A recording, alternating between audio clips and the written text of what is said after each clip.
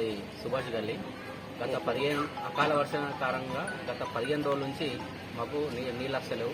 ఎట్లున్నంటే నీటి కష్టాలు చాలా తీవ్రంగా ఉన్నాయి. ప్రతిరోజు వాటర్ ట్యాంకర్తో నీళ్ళు ఇస్తున్నారు. మరి మాకు నీళ్ళు ఎప్పుడు వస్తాయి? మిషన్ భైరత వాళ్ళు పైప్ తెగిపోయినా అంటున్నారు. వాళ్ళు స్పందన లేదు. తొందరగా మరమ్మతులు చేసి మాకు ఈ నీటి కష్టాల నుంచి తొలగించాలని అధికారులను కోరుతున్నాం.